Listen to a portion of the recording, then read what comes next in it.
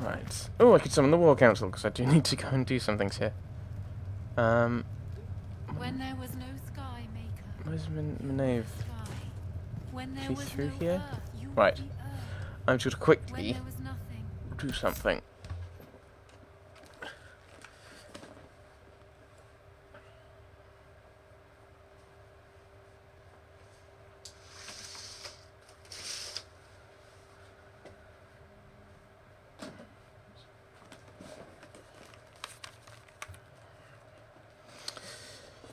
The room's getting a little bit dark. Have to put the light on and close the curtains. Right.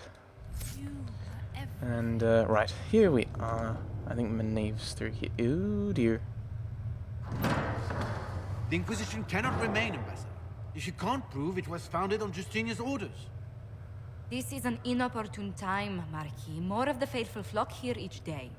But allow me to introduce you to the brave soul who risked his life to slow the magic of the breach. Sir Trevelyan, may I present the Marquis d'Aurelion, one of Divine Justinia's greatest supporters. And the rightful owner of Haven. House d'Aurelion lent Justinia these lands for pilgrimage.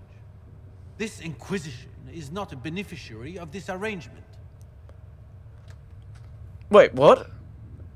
This isn't part of Orlais. How you don't own this land?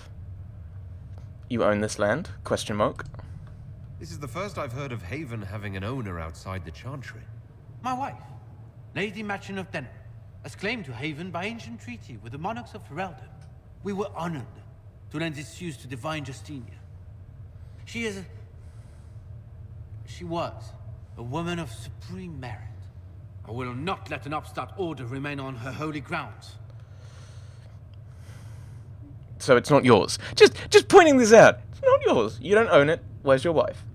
We all have bigger problems. The Divine's advisors founded it. Its followers need shelter.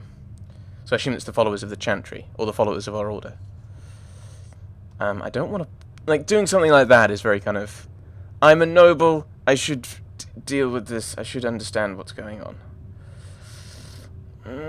I'd like to have noble knowledge. Maybe I could do noble things. Its followers need shelter. People have been injured. You can't just turn them out onto the snow. And who benefits if they stay? Divine Justinia, Marquis. The Inquisition, not the Chantry, is sheltering the pilgrims who mourn her. Why is the Chantry ignoring the faithful? Because it remains in shock.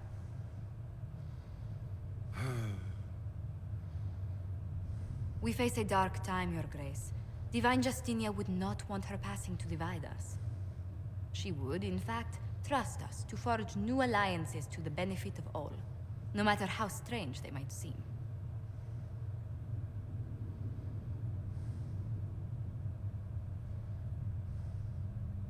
I'll think on it, Lady Montillier. The Inquisition might stay in the meanwhile.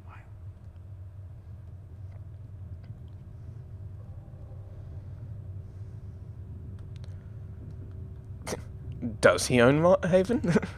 Do the d'Aurelions actually have a claim on this place? His Grace's position is not so strong as he presents it. Despite their Ferelden relations, the d'Aurelions are Orlesian. Indeed.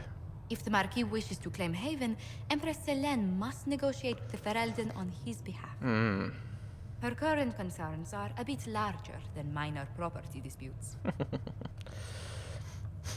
So he was bluffing. You handled him well. I'm so pleased the Marquis isn't tossing us out into the cold. His Grace is only the first of many dignitaries we must contend with. You expect more people in Haven? Undoubtedly. And each visitor will spread the story of the Inquisition after they depart. An ambassador should ensure the tale is as complimentary as possible.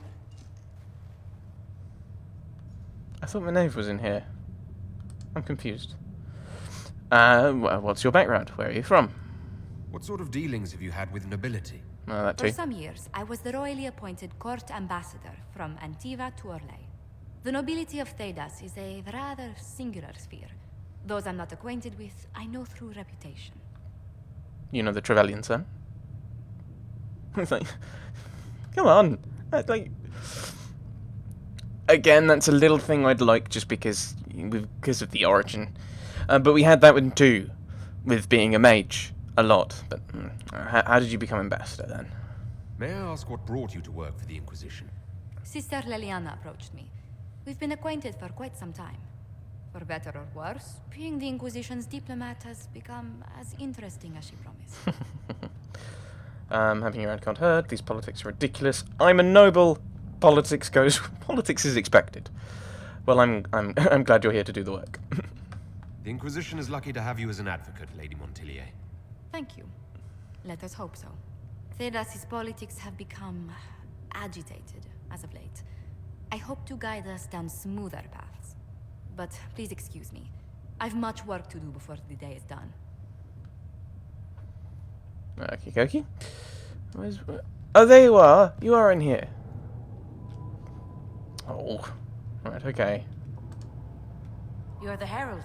Or, well, the one they're calling the Herald, anyway. I hope the Inquisition can restore order soon. I never really wanted to leave the Circle. My name is Maeve. I research demons and other creatures. Seeker Pentagast and I use what I find to help the soldiers fight them. So you're a mage.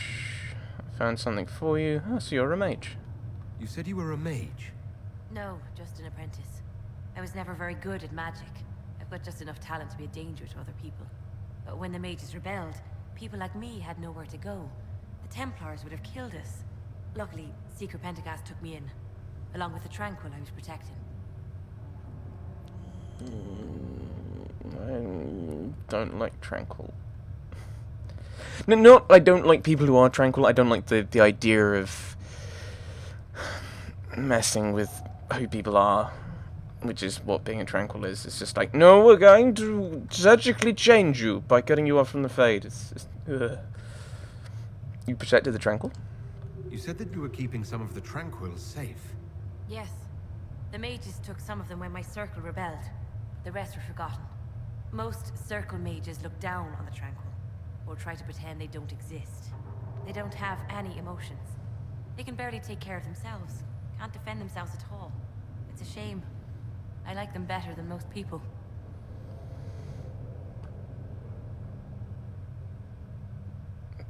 Yeah, so it's kind of makes me think of kind of autism and Asperger's and kind of that kind of spectrum. I like them better than most people. Why? Why would you want to spend time with the Tranquil? Whoa, no. Right. They don't bother you if they don't need something. That's not what I When meant. they study, they have a focus no normal person could ever match. But the Templars, even some of the mages, mistreated them just because they could. The Tranquil never fought back. Okay. If not for that, I don't know. Doesn't really matter now. I was worried because why would you want to spend time with the Tranquil? That was not what I meant. It was like, why do you prefer being with Tranquil than being with other people? Well, I found something for you. I found something the demons left behind. Can you use it? Yes, that's very helpful. Just leave it there and the Tranquil and I will examine it. Right, Toki. Thank you. Bowstrings, okay. You've brought back some fascinating things. We're putting them to good use.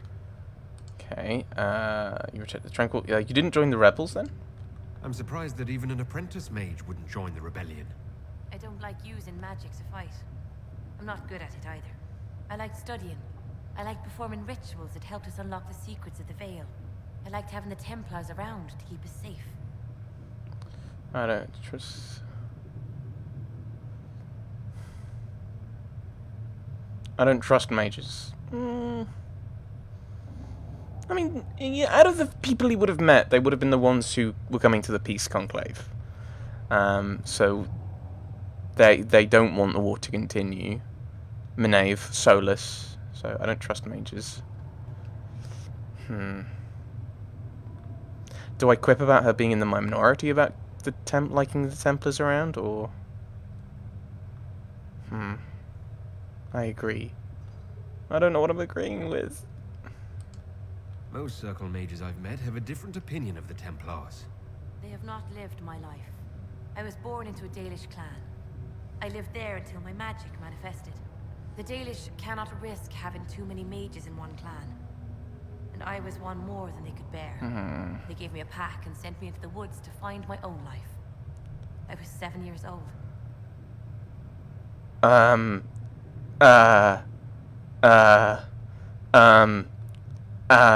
Tempting, but she's Dalish, she may not appreciate that. I think that's awful. Not talk about the Dalish for doing it, but that's awful. I'm so sorry.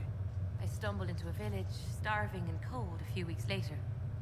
I started using magic to scare predators away. The villagers saw me make fire in my fist. They were terrified and wanted to kill me. And Templars. Templars saved me from them. They gave me food and clothes and took me to the Circle. I've seen what life is like without the Templars, and I want no part of it. I just want to study. And there's an interesting thing for Alec to think about, is this is what the Templars should be like. So kind of regarding with the last thing is they should be protecting people. It's their job. So, more thoughts for Alec there. You research creatures? You said Cassandra has you researching creatures. Yes. If you find anything interesting in your travels, I'd appreciate you bringing it to me. I may be able to find some weakness our soldiers can exploit when fighting various creatures. Hooray! At the least, some materials are useful for making potions or gear for the Inquisition. Hooray! Thank you. I'll speak with you later. Thank you again for what you've brought back. Yay! Quest done. I don't know what it does, but I've done a thing. I've done a thing! Right, let's talk to Josephine a bit more if we can. Greetings. Ooh. Oh my goodness, I've got a lot of things, haven't I? What brought you here? I have ISIS. Tell me how you came to work for the Inquisition again. Oh, again? Considering leaving my post Oh. in Antiva for a new challenge when Leliana recruited me. There's such unrest in Talos, and the Inquisition seems a promising method to stop it. It's to everyone's benefit if we prevent the Mage-Templar conflict from spreading further. Is this order why you signed on? So was it the prospect of stability that drew you here? The full impact of the Mage Rebellion has yet to be felt, and that was before the death of the Divine. The violence must be curbed before we see it turn to full-scale war. Did not fight. I agree. I can only imagine the bloodshed if it escalates further. I'm afraid history holds many examples of what will happen if it does. Sometimes I hate history. I want to do other things. I'm going to stop talking. Anything to report? What do the people make of us? Despite our fame, we're low on steadfast allies. We must aim for more. How are our guests? Any visiting dignitaries I should watch out for? Sir Griffith of Denerim, a most distinguished knight of the realm. He's defeated darkspawn, slain demons, chased down abominations. Just don't ask him about it over dinner. He spares no detail. Ooh, can we go and talk to him? Ooh, oh dear, I have a lot of things. Let's see if we can find him. I don't know where he'd be. I assume he's not here, is he? No. No, so he's not on the map. Let us explore. See if I can find him. Oh, I can read a book.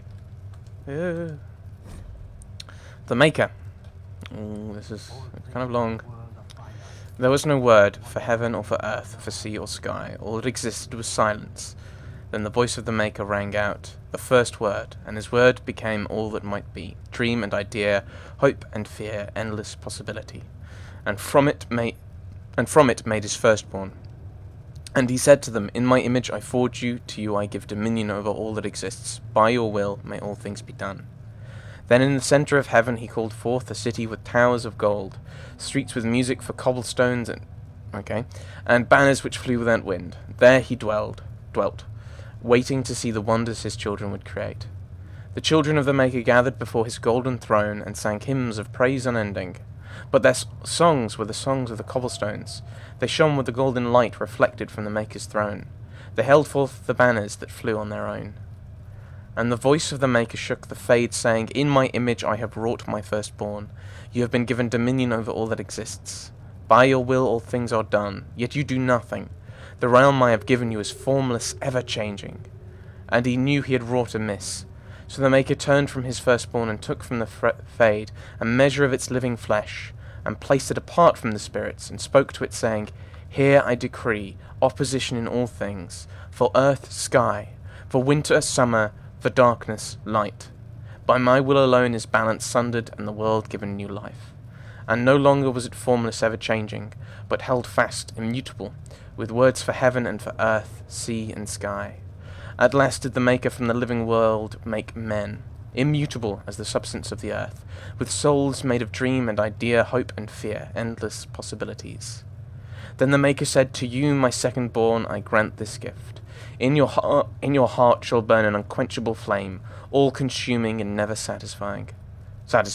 From the Fade I crafted you, and to the Fade you shall return, each night in dreams, that you may always remember me."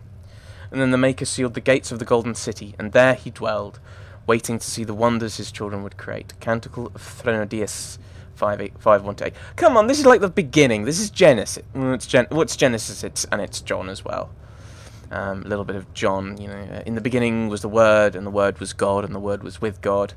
Going with, and God said various things. And God said, "Let there be light," and there was light. And the separation of light and darkness. God said, "Let there be an expanse between the waters," and he called the waters above the expanse sky, and the waters below the expanse sea. From dust we came, and to dust we shall return. That's one of the Psalms, sorry. 130 something, I think. I should know. I feel like I should know. And then sealing off the gates of the Golden City, and he closed off Eden. I can't remember exactly how it works, but he sent cherubim. Was it seraphim or cherubim? And a flaming sword flashing from side to side to prevent man from getting to the tree of life. Basically. I don't know why. So that should be like the first thing. It shouldn't be like chapter 5 of one of the things. I want to find Sir Griffith. Let's summon the War Council. We have things to do.